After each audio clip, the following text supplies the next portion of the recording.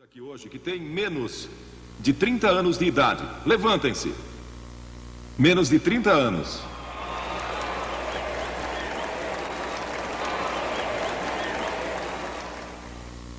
Mas parece que todos se levantaram. Conheço uma senhora de 105 anos de idade. Isso me dá a esperança de que possa voltar aqui dentro de 23 anos.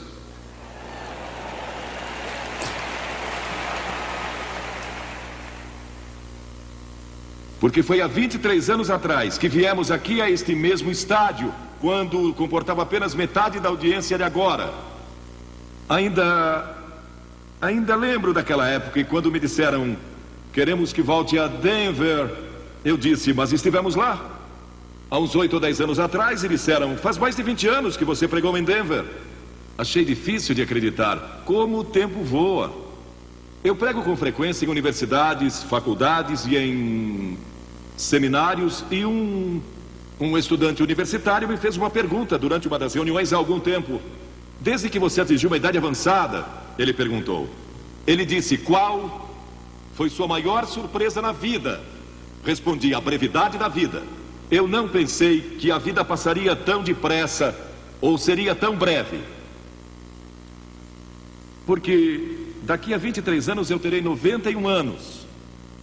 E estou ansioso por isso. Pois estarei no céu, com certeza. Quero que abram comigo hoje no 8º capítulo do Evangelho de João. Capítulo 8 do Evangelho de João, começando com o versículo 1. Jesus, entretanto, foi para o Monte das Oliveiras. De madrugada voltou novamente para o templo. E todo o povo ia ter com ele, e assentado os ensinava.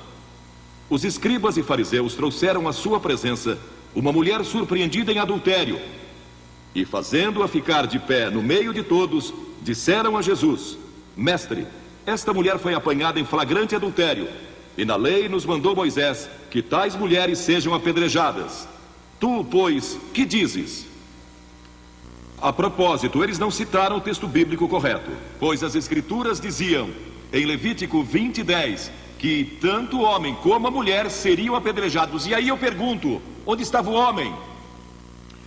Isto diziam eles, tentando, para terem de que o acusar. Mas Jesus, inclinando-se, escrevia na terra com o dedo. Como insistissem na pergunta, Jesus se levantou e lhes disse: aquele que dentre vós estiver sem pecado, seja o primeiro que lhe atire pedra. E tornando a inclinar-se, continuou a escrever no chão. Mas ouvindo eles esta resposta e acusados pela própria consciência, foram se retirando um por um, a começar pelos mais velhos até os últimos, ficando só Jesus e a mulher no meio onde estava. Erguendo-se Jesus, e não vendo a ninguém mais, além da mulher, perguntou-lhe: mulher, onde estão aqueles teus acusadores? Ninguém te condenou? Respondeu ela: ninguém, Senhor. Então lhe disse Jesus: nem eu tampouco te condeno. Vai, e não peques mais. A revista Life, recentemente, falou sobre uma nova música de George Michael sobre sexo. E esse novo sucesso musical foi banido dos programas diurnos da Inglaterra e de várias cidades americanas, inclusive Denver. Parabéns a Denver.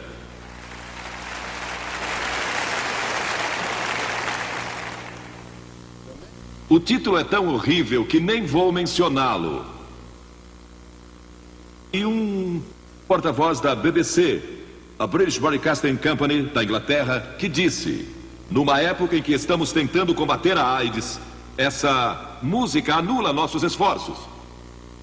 Um ator de Hollywood largou a esposa e saiu com uma mulher que encontrou num clube e dormiu com ela aquela noite.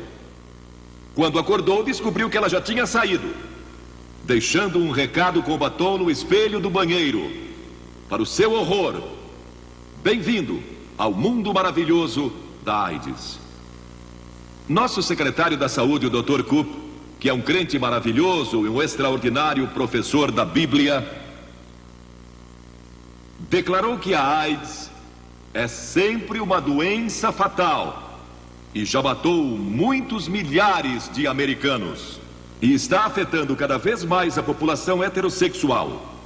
E centenas de milhares, pensem só nisso, centenas de milhares, têm o vírus da AIDS. E muitos nem sequer sabem. A maioria deles não sabe. A AIDS é transmitida pelo sexo e pelo uso de agulhas intravenosas contaminadas. Vemos tudo isso na televisão. Ou pode ser transmitida ao feto, quando a própria mãe tem AIDS. E temos muitos casos assim na América. O Dr. Koop prevê, baseado em estatísticas recentes, que mortes por AIDS, em escala mundial, atingirão um nível de milhões nos próximos 10 anos. Dezenas de milhões de pessoas terão AIDS daqui a 10 anos. Embora o governo dos Estados Unidos tenha investido milhões em pesquisas nos últimos anos, perto de $1 bilhão, não há cura à vista. Nenhuma cura à vista. Falei com o Dr. Koop pelo telefone. Ele disse que não há cura à vista. Não há vacina. E não há qualquer esperança de que uma cura seja ainda encontrada nos próximos 2 anos. Uma revista americana comentou que estamos sentados na sala de espera do Aeroporto Internacional de Sodoma e Gomorra. De acordo com o estudo apresentado, uma das implicações econômicas da AIDS é que ela vai causar uma hiperinflação. Trilhões de dólares serão necessários para cuidar dos milhões de pacientes de AIDS no futuro. Ao passo que, ao mesmo tempo, perderemos a produtividade e os impostos desses milhões de trabalhadores. A AIDS pode levar à falência as companhias de seguro de vida no mundo todo, pois centenas de milhares de pessoas morrerão muito antes do tempo previsto pelas tabelas de mortalidade. Maurice Hellman, dos laboratórios Merck Sharp & Dohme, declarou há algum tempo atrás que a disseminação da AIDS poderia ser estancada amanhã se o uso de drogas intravenosas e certas práticas sexuais fossem abolidas. Perguntaram ao Dr. Koop recentemente na televisão, eu assisti, qual era a solução. Ele disse, basta dizer não ao sexo ilícito e às drogas. E nós até esquecemos.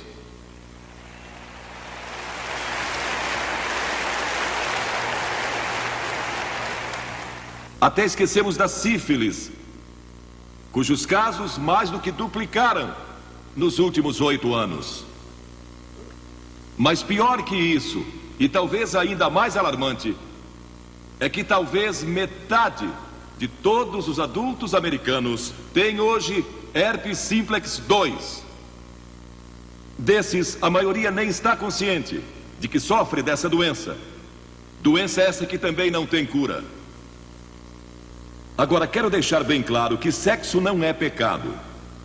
É um dom de Deus. Mas se é usado erroneamente, é perigoso. Ele resulta em morte, juízo e inferno. Jesus tratou deste pecado em várias ocasiões. A mulher junto ao poço, a mulher que ungiu seus pés e a mulher que é mencionada em João 8. Agora, Jesus tinha orado a noite toda antes desse incidente e estava ensinando no pórtico do templo. E uma multidão se reuniu. Quando se dá uma rude interrupção ao seu ensino, os fariseus arrastam uma mulher surpreendida em imoralidade. Ela estava chorando e esperando ser apedrejada. Jesus enfrenta um dilema. Se dissesse sim, apedrejem-na, seria levado às autoridades romanas, pois somente elas tinham o poder da pena de morte. Se dissesse não a apedrejem, estaria quebrando a lei de Moisés, quebrando a lei dos judeus, e seria apanhado de qualquer forma. Mas Jesus se inclinou e escreveu na areia, e o que ele escreveu chocou e espantou os fariseus. Este é o único registro que temos de Jesus escrevendo algo. Ele escreveu na areia. Sabe o que eu acho que ele escreveu? Ele escreveu os 10 mandamentos. E ele disse, aquele que não quebrou nenhum destes mandamentos, atire a primeira pedra. Ninguém pôde lançar a primeira pedra, porque todos somos culpados, talvez não de adultério, mas talvez culpados de idolatria, ou de cobiça, ou de lascívia, ou seja o que for. Agora, Deus nos deu o sexo para nos atrair ao sexo oposto. Isso é muito natural. É normal olhar para uma linda mulher ou para um homem com admiração. Foi Deus quem planejou essa diferença entre a mulher e o homem. Segundo, o sexo foi dado para a propagação da raça. Nenhum de nós estaria aqui hoje se não fosse pelo sexo. Estamos aqui graças a ele. E foi assim que Deus o planejou, no contexto do matrimônio, para produzir filhos. E terceiro, foi dado como um meio de expressar amor profundo e total no contexto do casamento. Por isso o sexo não é apenas algo dado para o divertimento dos playboys. É para dizer, eu amo você e só você, dou-me completamente a você e a você somente. Quarto, foi dado como um glorioso clímax do amor conjugal. Quinto, foi dado para que o homem e a mulher pudessem expressar toda a sua união. É um tipo da igreja. O casamento é um tipo da igreja, é um compromisso. Assumimos um compromisso um com o outro e quando o fazemos, dedicamos o nosso corpo, dedicamos nossa sexualidade um ao outro. E foi assim que Deus o planejou. Mas quando saímos dos limites do matrimônio, então caímos e tropeçamos e contraímos uma doença ou algo parecido. A Bíblia ensina que o casamento é digno de honra e o leito conjugal sem mácula. Mas também diz que Deus julgará os impuros e os adúlteros. E em segundo lugar, o sexo sofreu os efeitos do pecado. Somos todos pecadores e quebramos a lei de Deus. Começou no Jardim do Éden com Adão e Eva, quando eles decidiram ser independentes de Deus, decidiram seguir seu próprio caminho e não o de Deus. E isso afetou todas as áreas das suas vidas, inclusive sua vida sexual. Os olhos de ambos foram abertos e eles viram que estavam nus e costuraram folhas de figueira, fazendo cintas que escondessem sua nudez. Quem lhes disse que estavam nus? Como notaram isso? O pecado afeta a vida intelectual do homem e por isso você não pode ir a Cristo exclusivamente através do seu intelecto. Não pode ir a Deus através da mente. Você pode, pelo raciocínio, deduzir que existe um Deus em algum lugar, mas não pode chegar a Deus só pela sabedoria, a Bíblia nos diz, ou pelo conhecimento. Porque o pecado afetou sua mente. Por isso sua mente precisa ser transformada por Cristo. E outra coisa que ele afeta é sua vida religiosa. Ele limita sua comunhão com Deus. O pecado causa separação entre você e Deus. E você está separado de Deus. E essa separação é chamada pela Bíblia de inferno. Separação de Deus nesta vida e na vida futura. Por causa do pecado. E todos somos culpados e sofremos o castigo resultante do pecado. Deus não planejou dessa forma. Ele não criou o mundo para ser assim. Temos guerras e temos prisões e temos todo tipo de coisas por causa do pecado. Pegue o seu jornal todos os dias e verá pecado, pecado, pecado por todo lado. E ele também afeta a vida sexual, pois a cobiça veio como resultado do pecado na vida do homem e da mulher. E Jesus disse que se você cobiçar uma outra pessoa em seu coração, então já cometeu pecado. Pois aquele que olha para uma mulher com intenção impura, agora você pode olhar para ela, admirando-a, mas intenção impura significa que você iria para a cama com ela, se tivesse oportunidade. Se a oportunidade se apresentasse, é aí que olhar se torna pecado. Sim, o pecado afetou a nossa vida sexual. Também a afetou num outro sentido, que você nunca conhecerá o verdadeiro prazer e gozo e vibração do ato sexual. até que conheça a Cristo. Aceitando a Cristo, Ele lhe dará uma nova dimensão nessa área de sua vida que você jamais imaginou que existisse e da qual aqueles que não têm a Cristo nada sabem. Há uma diferença entre amor e lascívia. Existem 3 palavras gregas e o melhor livro que já li sobre este assunto é de C.S. Lewis, o grande escritor e professor inglês. Eros, que é o amor sensual. Filéu, o amor que une amigos. E ágape, que é uma nova dimensão de amor que só Deus pode lhe dar, o amor de Deus. E é maravilhoso ter Deus em seu coração, ter a Cristo, que lhe dá uma dimensão especial de amor em seu casamento. Agora, por que Deus diz que você não deve adulterar? Primeiro, para proteger o casamento. Se você comete imoralidade antes do casamento, isso vai afetar seu casamento depois. Talvez só mais tarde, talvez só depois da lua de mel, mas vai afetar sua vida e causar infelicidade e miséria. Segundo, para guardar seu corpo, para protegê-lo de doenças venéreas e outras doenças, para protegê-lo psicologicamente, porque há sentimentos de culpa depois que você comete imoralidade, quando comete adultério.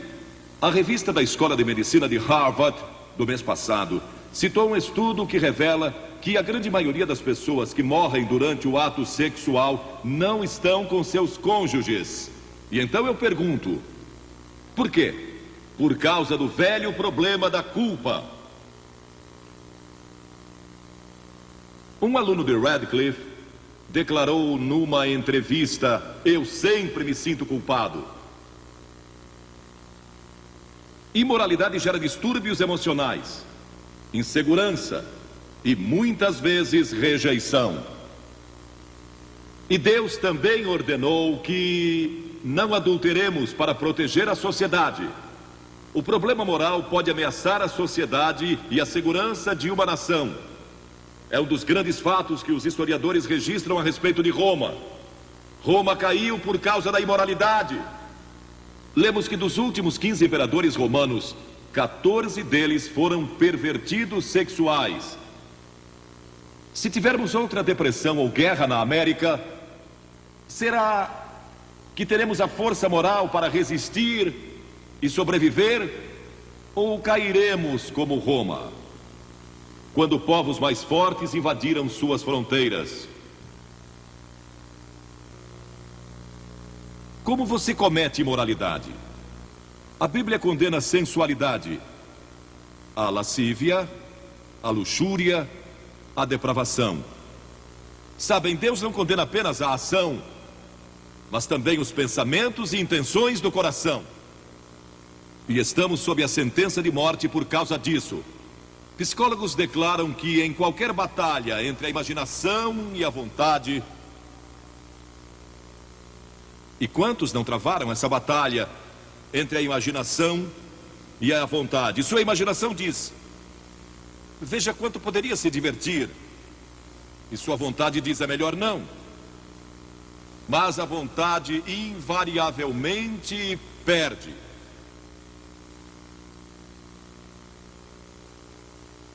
A imaginação vai vencer. Agora, como pode um jovem ter vitória sobre isso? Porque a Bíblia diz em 1 Pedro 2,11 que devemos nos abster das paixões carnais que fazem guerra contra a alma. Como você pode se abster com esses impulsos dentro de você, se tem esse tremendo desejo alimentado pela televisão e pelas revistas e onde quer que você olhe? Não creio que possa, como uma pessoa jovem hoje, nesta geração, sem Cristo no coração. É quase impossível. Você pode sobreviver se nasceu de novo. A Bíblia diz que precisamos nascer de novo. Há um ano atrás surgiu um best-seller de John Nesbitt, intitulado Novas Direções Transformando Nossas Vidas. Paulo, em Romanos 12, diz que devemos ser transformados pela renovação da nossa mente. No ano passado fizeram um filme intitulado Os Transformadores.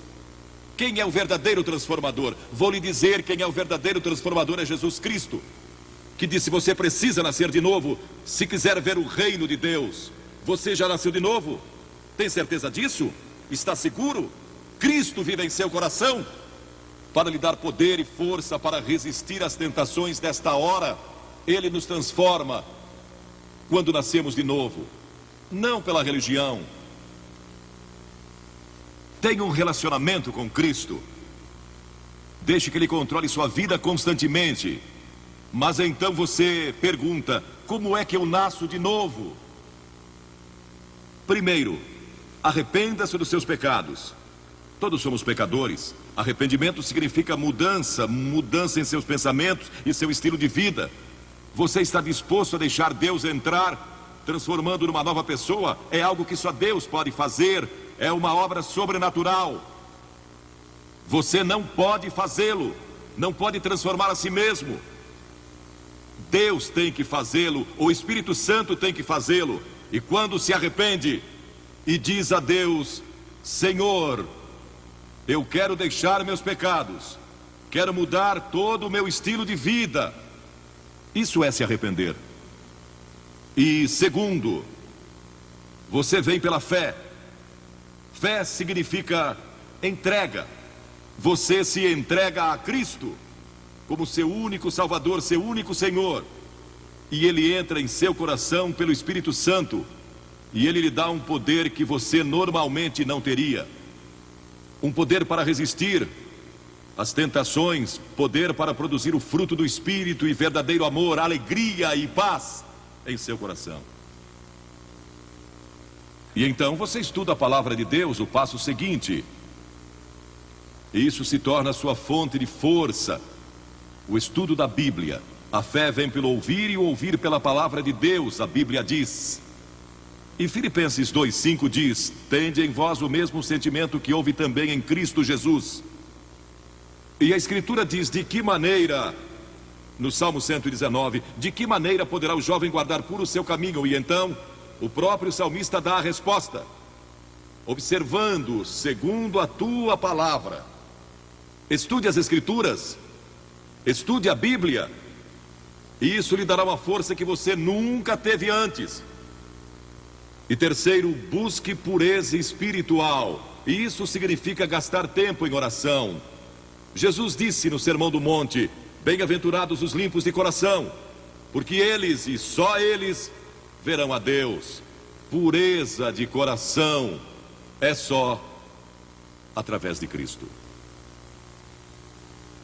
E quarto, obediência. Aquele que tem os meus mandamentos e os guarda, esse é o que me ama. Você guarda meus mandamentos? 2 Timóteo 2:22 diz: foge das paixões da mocidade. Foge delas quando o diabo vem com cobiça e tentação. Fuja. Duas coisas: cite as Escrituras e você vai ver como isso é importante. Cite as Escrituras e fuja daquela tentação. E Paulo disse na Bíblia: não vos sobreveio tentação que não fosse humana, mas Deus é fiel e não permitirá que sejais tentados além das vossas forças. Pelo contrário, juntamente com a tentação, vos proverá livramento, de sorte que a possais suportar. Sempre que você for tentado, lembre-se disso: todo ser humano passou por esta mesma tentação antes, inclusive Jesus. E Deus sempre provê um escape. Portanto, não há desculpa. Você não poderá comparecer diante do juízo dizendo que não teve poder para resistir. Deus provê um meio de escape. No momento em que a tentação vier, lembre-se disso. Deus lhe deu um meio de escapar dela. Procure-o e o encontrará, pois foi prometido em 1 Coríntios 10:13. Agora, estes princípios não são apenas para os jovens, são para os adultos também. Todos nós precisamos desses princípios em todas as fases da nossa vida. Paulo, escrevendo ao jovem Timóteo, disse: conserva-te a ti mesmo puro. Conserva-te puro. Quantos de nós aqui somos puros? Basta viver dia a dia nesta nossa sociedade saturada pelo sexo para sentir impureza nos contaminando. Nunca houve uma geração como esta. Viveram assim em Sodoma, em Gomorra, e em Roma e em outras civilizações do passado, mas nunca tivemos a página impressa com isso diariamente. Nunca tivemos a televisão, nunca tivemos filmes, nem tantas outras coisas lançadas sobre nós da forma que vemos hoje. Nunca houve uma geração que tivesse tanta necessidade do poder de Cristo em seu coração para resistir como esta geração. Quando José foi tentado, e aquela mulher, a esposa de Potifar, tentou segurá-lo e convencê-lo a ir para a cama com ela, ele a deixou e fugiu. E a Escritura diz que deixou as vestes nas mãos dela. E José pensou que estava perdendo tudo, porque tinha subido ao posto máximo do império comercial de Potifar. Foi lançado na prisão, mas não sabia que Deus tinha sua mão sobre ele o tempo todo. E sempre que você resiste, Deus está guardando você e vai estar ali para ajudá-lo.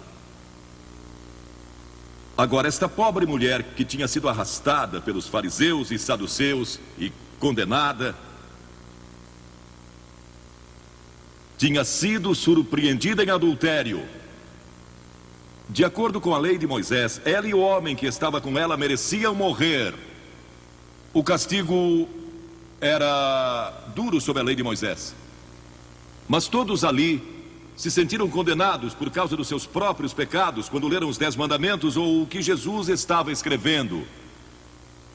Foram convencidos do seu pecado, talvez de orgulho, ou idolatria, ou cobiça, ou mentira, e são pecados diante de Deus tanto quanto imoralidade.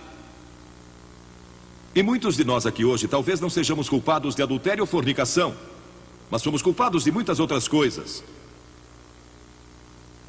Satanás às vezes nos leva a pensar: bem, eu não sou imoral, então este sermão não é para mim. Esta mensagem é para todos aqui, porque todos pecamos e estamos destituídos da glória de Deus. E talvez seu problema seja orgulho ou hipocrisia. Eles leram seus pecados escritos na areia e se retiraram. Algumas das pessoas mais morais aqui hoje, algumas das melhores pessoas deste país, precisam de Cristo, tanto quanto aquele que cometeu imoralidade sexual. Jesus disse: mulher, onde estão os teus acusadores? Ninguém te condenou? E havia música em sua voz quando ela respondeu: ninguém, Senhor. Naquele momento ela recebeu Cristo como seu Senhor, porque este é o sentido da palavra no grego, meu verdadeiro Senhor. Naquele momento, ela abriu seu coração a Jesus Cristo. As Escrituras dizem: vinde, pois, e arrazoemos. Diz o Senhor: ainda que vossos pecados são como a escarlate, eles se tornarão brancos como a neve. Ainda que são vermelhos como o carmesim, se tornarão como a lã. Como pode ser isso? Por causa da cruz. Quando Cristo morreu na cruz, Ele levou o nosso pecado e pecados. E há uma diferença entre pecado e pecados, plural. Pecado é a doença que temos, é a raiz. E dela vem os pecados: orgulho, lascívia, cobiça, inveja, o que quer que seja. Os pecados daquela mulher foram perdoados porque Jesus foi para a cruz. E nossos pecados podem ser perdoados porque Ele levou esses pecados sobre a cruz por nós. E Deus o ressuscitou dos mortos e Ele está vivo hoje. E está pronto para entrar em seu coração e transformar sua vida. E então Jesus deu a essa mulher esperança para o futuro. Ele disse: vai e não peques mais. Volte para a sua cidade, volte para os seus amigos, volte para a sua velha vizinhança, volte para todos os lugares por onde você andou e não peques mais, porque eu estarei com você, dando-lhe força e poder para resistir às tentações. A Bíblia diz que o próprio Jesus foi tentado em todas as coisas à nossa semelhança, mas sem pecado. Seu passado pode ser perdoado e você pode ter um poder especial para resistir ao pecado no futuro. Você já recebeu a Cristo em seu coração? Talvez diga: bem, Billy, eu fui batizado e fui confirmado conforme a tradição da minha igreja. Você vive uma vida reta e realmente não é má pessoa, mas no fundo do seu coração realmente não conhece a Cristo, não tem certeza disso, ou talvez você seja a pior pessoa de sua cidade e está me vendo hoje. Ele perdoará você, se você deixar. Ele morreu por você, verteu seu sangue por você e foi pendurado na cruz. E puseram pregos em suas mãos e uma coroa de espinhos na cabeça. E o sangue jorrou das feridas. E ele clamou: Deus meu, por que me desamparaste? E curvou sua cabeça e disse: está consumado. O caminho da salvação agora está completo. E ele foi recebido de volta no céu, para onde nós iremos um dia. Se eu morrer hoje, sei que vou estar com ele lá. Tenho certeza disso. Não porque eu mereça. Não sou uma boa pessoa nesse sentido. Não sou bom que chega para ir ao céu. Não é porque eu li a Bíblia ou preguei em reuniões como esta. Não vou para o céu por causa disso. Vou para o céu por causa do que Cristo fez, e você pode ir para o céu da mesma forma. E pode receber perdão dos seus pecados. E pode ter poder em sua vida para resistir à tentação quando ela vier. Você diz: que devo fazer? Como eu disse há pouco, disponha-se a dar as costas ao pecado e se arrepender. Segundo, pela fé, receba a Cristo. Essa palavra fé é mais do que você pode conceber. Significa dedicação. Eu me entrego.